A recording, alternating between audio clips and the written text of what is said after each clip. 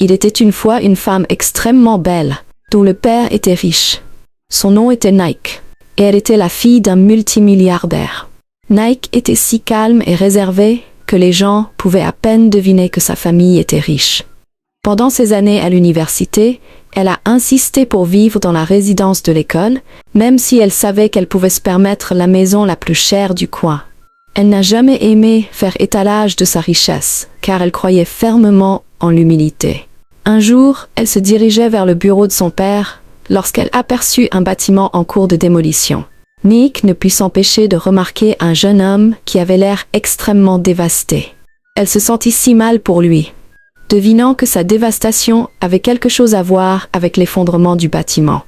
Elle arriva au bureau de son père, mais ne pouvait pas détourner son esprit du jeune homme qu'elle voyait. Nike décida de retourner sur le site de démolition lorsqu'elle croisa le jeune homme qui était sur le point de sauter d'un pont voisin. Son cœur s'emballa lorsqu'elle le vit debout au bord du pont, regardant les eaux tumultueuses en contrebas. Sans réfléchir, Nike se précipita vers l'homme. Elle le supplia de ne pas mettre fin à ses jours, et l'homme lui dit qu'il n'y avait plus rien pour quoi vivre. « Il ne me reste plus rien. Tout ce pour quoi j'ai travaillé est parti. Mon rêve, mon bâtiment et même ma volonté de vivre. » Nike s'approcha, sa voix douce mais ferme. « Mettre fin à tes jours ne résoudra rien. Je ne connais pas ton histoire, mais je sais que tu vaux plus que ce moment. » Pendant un long moment, le jeune homme la fixa du regard. Mais quelque chose dans les yeux de Nike, un mélange de compassion et de force, l'empêcha de faire le dernier pas. Il s'éloigna du bord du pont, son corps tremblant, tandis qu'il remerciait Nike de lui avoir sauvé la vie. Le jeune homme, qui s'appelait Timmy, commença à lui raconter l'histoire de sa vie. Le bâtiment qui venait d'être démoli était l'œuvre de sa vie. Un petit bureau technologique prometteur qu'il avait construit de toutes pièces. Un litige judiciaire concernant la propriété du terrain avait conduit à sa démolition, et c'est ainsi que les rêves de Timmy ont été réduits en cendres. Nike l'écouta attentivement pendant qu'il lui déversait son cœur.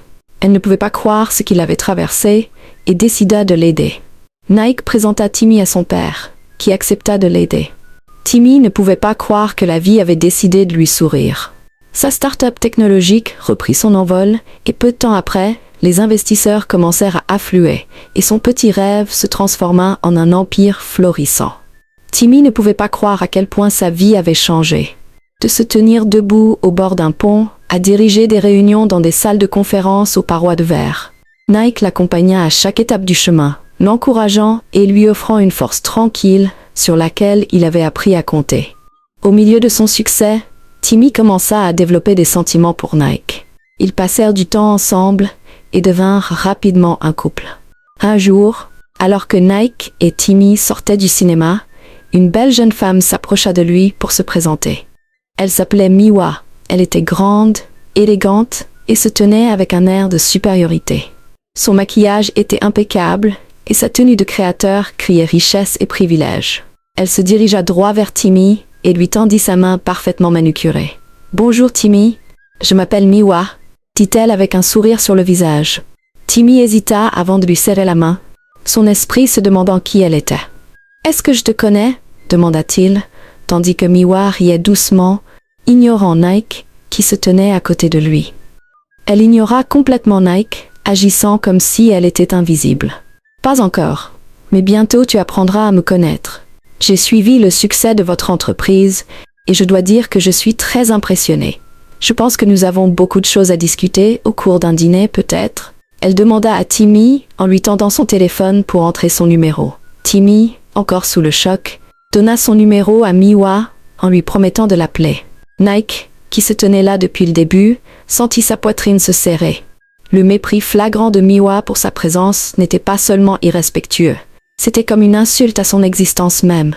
Mais Nike garda son sang-froid, s'efforçant de ne pas créer de scène en public.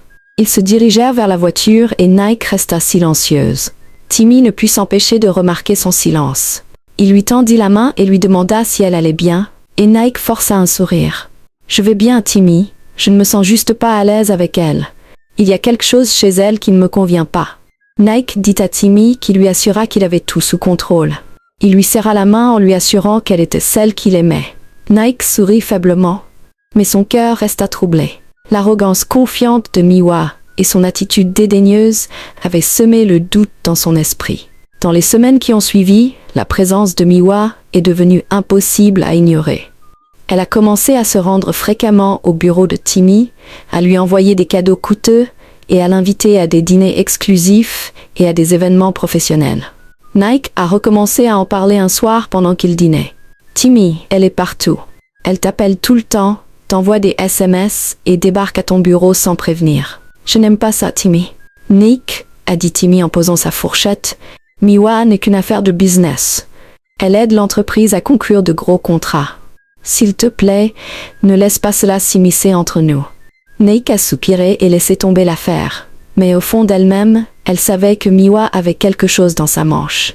Malgré la tension, Timmy a demandé Nike en mariage le jour de son anniversaire. C'était une surprise tellement agréable, car Nike ne l'avait pas vue venir. Elle était assise là, admirant sa bague, lorsqu'elle a reçu un appel, lui disant que ses parents avaient été kidnappés. « Nous avons tes parents.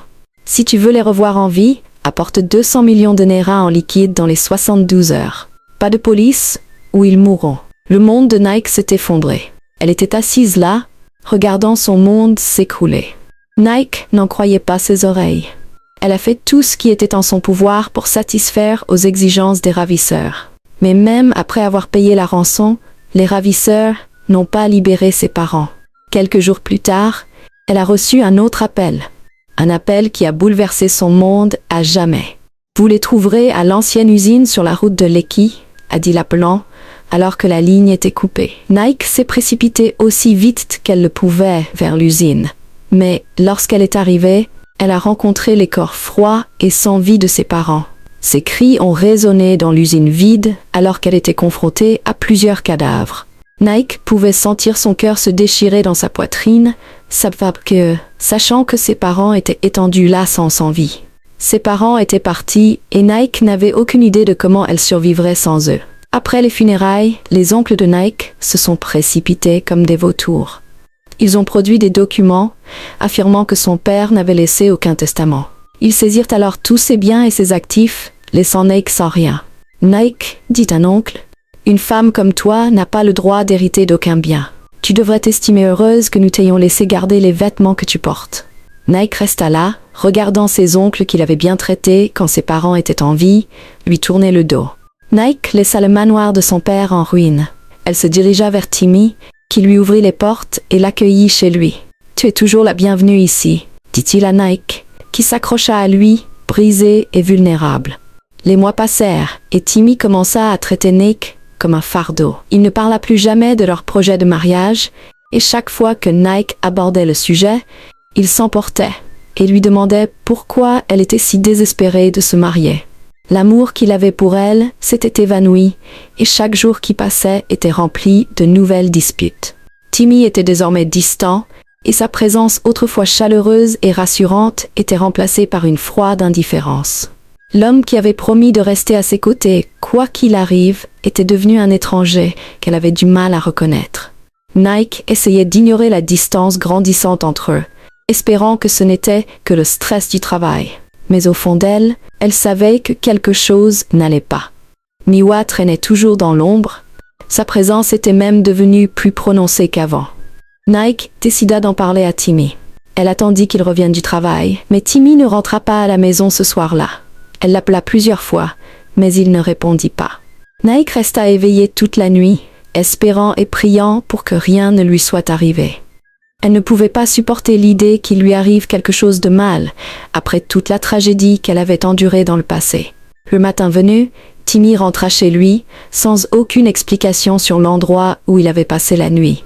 Nike le confronta, mais Timmy lui fit savoir qu'il avait le droit de faire ce qu'il voulait. « Je suis l'homme dans cette relation et tu n'oses pas remettre en question mon autorité, » dit-il à Nike, qui se tenait là, choquée d'entendre cela de sa part.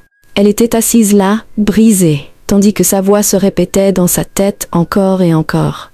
Les jours qui suivirent furent parmi les pires pour Nick, qui n'avait rien à manger dans la maison. Timmy cessa de lui fournir de la nourriture et de l'argent. Il s'assura de manger avant de rentrer à la maison, sans se soucier du fait que Nike n'avait rien à manger. La tension entre eux devint insupportable, car Nike commença à se sentir comme une étrangère dans la maison où elle se sentait autrefois en sécurité. Un soir, alors qu'une forte pluie tombait sans relâche du ciel, Nike entendit un coup violent à la porte. Elle ouvrit la porte et vit Miwa, debout là. Elle était vêtue d'une robe coûteuse et ses cheveux étaient parfaitement coiffés, malgré le temps pluvieux. Timmy m'a invité, dit Miwa, d'un ton suffisant, alors qu'elle repoussait Nike et entrait dans la maison. Nike sentit sa poitrine se serrer. Elle suivit Miwa dans le salon, où Timmy était déjà assis, sirotant un verre de whisky. « Timmy, qu'est-ce qu'elle fait ici ?» demanda Nike d'une voix tremblante, alors que Timmy posait son verre et levait les yeux vers elle. Son visage se tordit de colère. « Elle est ici parce que je l'ai invitée ici, dit-il sans aucun remords dans la voix. Miwa est une femme que tu ne serais jamais. Elle resterait ici avec moi, et j'aimerais que tu fasses tes valises sales maintenant et que tu quittes ma maison. » Miwa sourit en s'asseyant à côté de Timmy, ses ongles parfaitement manucurés tapotant contre la coudoir, alors qu'elle fixait Nike, qui se tenait là, figé et incapable de parler. Le bruit de la pluie frappait les fenêtres, tandis que Nike essayait de retenir ses larmes. Elle rappela à Timmy comment elle l'avait soutenu quand il n'avait rien. « Je t'ai emmené chez mon père, et mon père a utilisé ses relations pour faire de toi ce que tu es aujourd'hui. » Timmy lui rit au visage et lui dit de dire à son père décédé d'utiliser ses relations pour revenir à la vie. « Si ton père était aussi puissant que tu le prétends, il ne serait pas mort aujourd'hui, alors manque-moi avec tes conneries. » Il dit à Nike, à qui il dit de quitter sa maison. Nike ne pouvait pas croire que Timmy l'envoyait dehors à cause d'une autre femme. Elle resta là pendant 1 minute, tandis qu'elle regardait Miwa et Timmy, qui s'embrassaient maintenant en sa présence. Nike ne pouvait pas contrôler sa colère. Elle demanda à Timmy pourquoi il avait décidé de choisir Miwa plutôt qu'elle. Après tout ce qu'ils avaient traversé, et Timmy lui informa qu'elle ne lui était d'aucune utilité. « Sans ton père, tu n'es rien d'autre qu'un fardeau pour moi. Que vais-je faire avec une femme qui compte sur moi pour tout ? Tu ne peux même pas te permettre d'acheter une serviette hygiénique. Parle encore plus de contribuer à quelque chose de significatif dans ma vie, lui dit-il en la poussant hors de sa maison sous la pluie. Nike pouvait entendre leur rire moqueur alors qu'elle se tenait devant la maison. Elle se tenait là, le cœur brisé, car elle ne pouvait pas croire que Timmy lui ferait un jour une chose pareille. Elle pleurait amèrement en pensant à ses défunts parents. Nike n'avait nulle part où aller. Le temps était extrêmement froid, et Nike commença à supplier Timmy de lui pardonner. « Timmy, je n'ai nulle part où aller. S'il te plaît, ne me fais pas ça, dit-elle à Timmy qui ignora ses cris, alors qu'il la laissait sous la pluie battante. Miwa se tenait près de la fenêtre en riant à haute voix, profitant de chaque seconde de l'humiliation de Nike. La pluie était si forte qu'elle trempait Nike jusqu'aux os alors qu'elle se tenait devant la maison. Sa valise était posée à ses pieds, absorbant l'eau boueuse. Elle regardait fixement la porte, espérant et priant que Timmy vienne la chercher. Mais Timmy la laissa à son sort.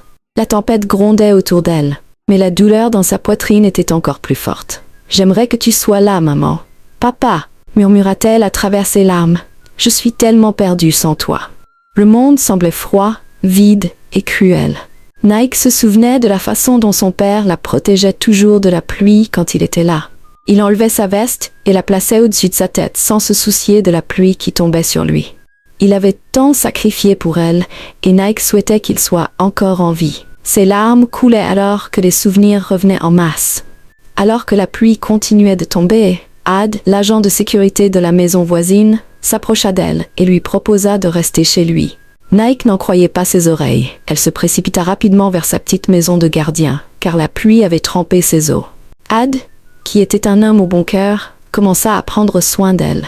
Il ouvrit la porte de sa petite chambre, qui était petite et propre. « Mon patron est parti en voyage à l'étranger et ne reviendra avant des semaines, » expliqua Ad, tout en assurant à Nike qu'elle pouvait rester. Nike, assise dans un coin, le remercia pour sa gentillesse. Il lui fournissait de la nourriture ainsi que tous les autres éléments essentiels à la vie, et Nike lui en était très reconnaissante. Elle ne pouvait pas croire que Timmy lui ferait une chose aussi terrible, après tout ce qu'elle avait fait pour lui. Le cœur brisé et découragé, Nike décida de ramasser les morceaux restants de sa vie. Elle ne pouvait pas continuer à s'apitoyer sur son sort, après ce que Timmy lui avait fait. Timmy, de son côté, a choisi Miwa en raison de sa richesse. Miwa était la fille d'un ministre, et Timmy espérait utiliser ses relations pour obtenir des fonds pour sa nouvelle application. Après la mort du père de Nike, Timmy a commencé à avoir des difficultés financières. Il a vu Miwa comme sa seule porte de sortie et n'a pas hésité à se séparer de Nike. Ce qu'il ne savait pas, c'est que les choses n'étaient pas aussi simples qu'il le pensait. Un matin, alors que Timmy sortait de la maison, il vit Nike et de rire. Timmy se précipita vers eux, le visage déformé par la colère et la voix tranchante comme un couteau. « Nike, regarde-toi !» cracha-t-il, ses yeux scrutant sa robe simple et ses sandales. « N'as-tu pas honte de toi? De toutes les personnes avec lesquelles tu aurais pu choisir de vivre, tu as choisi un simple portier. Et tu n'as pas honte de te tenir ici à rire avec cette misérable chose. » Nike se figea un instant, son sourire s'effaçant légèrement, alors qu'elle fixait Timmy avec une expression qui n'était plus remplie de chagrin ou de peur, mais de force. Elle commença à parler, sa voix ferme et claire, malgré le feu qui brûlait dans sa poitrine. « Tu t'entends? Tu es là, habillé de vêtements achetés avec l'argent de quelqu'un d'autre, debout sur du temps emprunté, et pourtant tu penses avoir le droit de me ridiculiser? » Timmy se figea, la bouche légèrement ouverte, tandis qu'il se tenait là, stupéfait par son audace. « Tu m'as jeté dehors comme un déchet, tu m'as humilié sous la pluie, et tu as ri quand je t'ai imploré de la pitié sur le pas de ta porte. Et maintenant, me voilà avec quelqu'un qui m'a montré plus de gentillesse et d'humanité que tu ne l'as jamais fait pendant tout le temps où je suis resté à tes côtés. » Ad bougea légèrement mais ne dit rien. Il laissa Nike parler, sa présence silencieuse étant un pilier de soutien pour elle. Nike s'avança, ses yeux fixés sur ceux de Timmy. « Tu appelles Ad un simple gardien, mais laisse-moi te rappeler que c'est ce simple gardien qui m'a relevé quand j'étais brisé, m'a donné un abri et m'a traité avec respect quand tu me traitais comme un fardeau. » Le visage de Timmy devint rouge d'embarras, mais Nike n'en avait pas fini. « Tu m'as perdu, Timmy. Pas à cause de Miwa, pas à cause de ta cupidité, mais parce que tu n'as pas vu ma valeur. Et maintenant, tu te tiens là, essayant de me faire tomber à nouveau. Mais laisse-moi te dire ceci. Je refuse de te laisser avoir du pouvoir sur moi. Pas cette fois. » Timmy se tenait là, confus, tandis que Miwa s'approchait d'eux avec colère. « Que se passe-t-il ici ?» dit Miwa, d'une voix empreinte de colère, mais Nike rit et lui dit d'arrêter de jouer la comédie. Miwa s'approcha alors de Nike et lui serra la main. « C'était agréable de travailler avec toi, maman, dit-elle en regardant Timmy dans les yeux et en lui révélant à quel point il était stupide de laisser partir Nike. Tu pensais vraiment que j'étais la fille du ministre? Quelle stupidité de ta part de penser ça. » Timmy se tenait là, choqué, alors qu'il essayait de comprendre ce qui se passait. Ce qu'il ne savait pas, c'est que le père de Nike avait engagé Miwa pour tester son amour pour sa fille. Son père, après avoir vu comment Timmy était entré dans la vie de sa fille, ne pouvait pas risquer que sa fille tombe entre les mains d'un homme qui ne l'aimait que pour sa richesse. Alors, il a engagé Miwa pour se faire passer pour la fille du ministre pour voir si Timmy tomberait amoureux d'elle. Timmy se tenait là, figé, la bouche légèrement ouverte, tandis que le poids des mots de Miwa s'imposait. « Tu travaillais pour le père de Nike depuis le début ?» bégaya Timmy, sa voix tremblant d'incrédulité. Miwa sourit, croisant les bras. « Oui, Timmy. Chaque geste que j'ai fait, chaque sourire, chaque message texte, tout cela faisait partie du plan. Tu as été testé et tu as échoué lamentablement. Tes actions ont prouvé que tu n'étais pas digne de l'amour de Nike. » Nike se tenait là, sa posture confiante, ses yeux brillants de clarté et de force. « Mon père m'aimait trop pour me laisser tomber entre les mains d'un homme qui m'échangerait contre quelques pièces et des faveurs politiques. Tout, les tests, la trahison, tout était planifié. » Les genoux de Timmy fléchirent alors qu'il tituba en arrière. Cependant, elle n'avait pas tout perdu au profit de ses oncles, comme Timmy l'avait pensé. Son père avait laissé un testament, mais Nike avait gardé ce fait secret, sachant que ses oncles essaieraient de s'approprier la richesse de son père. Elle ne leur avait donné accès qu'à une petite partie de sa richesse, juste pour atteindre son objectif. Nike était toujours en possession de tout ce que son père avait possédé, car le testament de son père lui donnait la possession de toute sa richesse. Le visage de Timmy pâlit lorsque le poids des paroles de Nike s'abattit sur lui. La prise de conscience qu'il n'avait été qu'un pion dans un plan soigneusement orchestré le frappa comme un marteau pilon. Alors qu'il se tenait là, Aide, qui avait silencieusement regardé toute l'affaire se dérouler, s'avança et s'approcha de Nike. Il lui tendit une petite enveloppe contenant des photos. Des photos qui montraient l'implication de Timmy dans l'enlèvement et la mort de ses parents. Nike n'en croyait pas ses yeux. Ses mains tremblaient alors qu'elle feuilletait les photos. Chaque image décrivait une histoire horrible. Timmy parlait avec les ravisseurs, échangeait des documents et transmettait des détails qui ne pouvaient provenir que d'une personne proche de sa famille. Elle avait les genoux qui faiblissaient, mais elle faisait de son mieux pour se ressaisir. « Tu as été impliqué dans la mort de mes parents ?» La voix de Nike tremblait, ses yeux remplis de larmes retenues. Timmy bégaya, reculant, le visage pâle. « Nike, ce n'est pas ce que tu penses. Je ne voulais pas que ça aille aussi loin. Arrête. » La voix de Nike claqua comme le tonnerre. « Tu as trahi ma famille, tu m'as trahi et tu as causé la mort de mes parents. Tout ça pour de l'argent ?» Timmy tomba à genoux, les mains jointes. « Nike, s'il te plaît. » J'étais désespérée. Je me noyais dans les dettes, je ne voulais pas qu'ils meurent. Je voulais juste l'argent, mais en chemin, ils ont essayé de s'échapper et ont été abattus. « Arrête de mentir, Timmy », coupa Ad, sa voix froide et autoritaire. « Nous avons suffisamment de preuves pour prouver que tu voulais les tuer, afin d'épouser leur fille et de prendre possession de tout ce que son père avait jamais possédé. Les photos, les journaux d'appel, les transferts d'argent, tout est là. » Nike se détourna de Timmy, son cœur se brisant à nouveau en 1000 morceaux. Adès sortit son téléphone et fit signe à une équipe qui attendait à proximité. Quelques instants plus tard, les voitures de police s'arrêtèrent en trombe devant la maison. Des policiers armés firent irruption, menottant Timmy qui gémissait et implorait sa clémence. « Nike, s'il te plaît, Nike, pardonne-moi !» hurla Timmy tandis que les policiers l'emmenaient. Pendant tout ce temps, Nike pensait qu'Ad n'était qu'un gardien. Ce qu'elle ne savait pas, c'est qu'il était détective à l'unité des crimes spéciaux. Son père l'avait engagé bien avant son décès pour surveiller sa fille. Il avait des soupçons sur Timmy et avait demandé à Ad de le surveiller de près.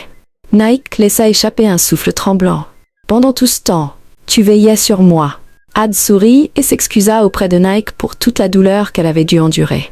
Nous devions rassembler des preuves solides pour traduire Timmy en justice. C'est pourquoi j'ai gardé mon identité secrète pendant si longtemps. Nike hocha la tête tandis que des larmes coulaient sur ses yeux. Merci, Ad. Merci pour tout ce que tu as fait pour nous. Ad lui adressa un sourire rassurant. Vous êtes plus forte que vous ne le pensez, mademoiselle Nike. Votre père serait si fier de vous, dit-il en montant dans le fourgon de police et en partant. Dans les semaines qui suivirent, Nike s'intégra pleinement dans l'empire de son père, récupérant chaque morceau volé de son héritage. Le testament, désormais rendu public, révélait explicitement les souhaits de son père. Tout ce qu'il possédait devait être transmis à sa fille bien-aimée, Nike. Ses oncles, qui s'étaient autrefois précipités comme des vautours, furent contraints de renoncer à leurs biens volés. Ils furent publiquement humiliés et coupés de la fortune familiale pour toujours. Nike est devenu PDG du vaste empire de son père, et son retour au pouvoir a été célébré dans tout le pays. Les journaux ont titré « Nike Adebayo renaît de ses cendres. L'héritière milliardaire restaure l'héritage de son père. » Son sang-froid, son humilité et sa grâce, malgré les trahisons et les chagrins auxquels elle avait été confrontée, lui ont valu une admiration générale. Ad, qui avait joué un rôle essentiel dans la dénonciation de Timmy et dans la justice pour la famille de Nike, a été promu au sein de l'unité des crimes spéciaux. Il est resté un ami de confiance de Nike, qui l'a récompensé avec une énorme somme d'argent pour tout ce qu'il a fait pour elle. Un jour, alors que Nike était assise avec Ad dans son bureau, elle lui a demandé comment il avait obtenu les photos. Et Ad lui a révélé qu'un photographe qui prenait des photos près de l'usine avait entendu des voix étranges et avait décidé de vérifier. Il avait tout vu et avait pris des photos sans qu'il le sache. Nike a fondu en larmes en imaginant la douleur de ses parents. Ad l'a réconforté et rassuré en lui disant que tout irait bien. Et Nike a laissé échapper un léger sourire en regardant la photo de son père accrochée dans son bureau. Timmy, cependant, a été condamné à la prison à vie. Il a vécu le reste de sa vie dans le regret et a souhaité ne jamais laisser la cupidité prendre le contrôle de sa vie. La leçon à tirer de cette histoire est que le vrai caractère se révèle dans les moments de pouvoir et d'adversité. Ne laissez jamais la cupidité, l'arrogance ou la soif de richesse vous aveugler sur les personnes qui se soucient vraiment de vous. Rappelez-vous toujours que l'intégrité, la loyauté et l'humilité sont les plus grands trésors qu'une personne puisse posséder. J'espère que vous avez apprécié l'histoire.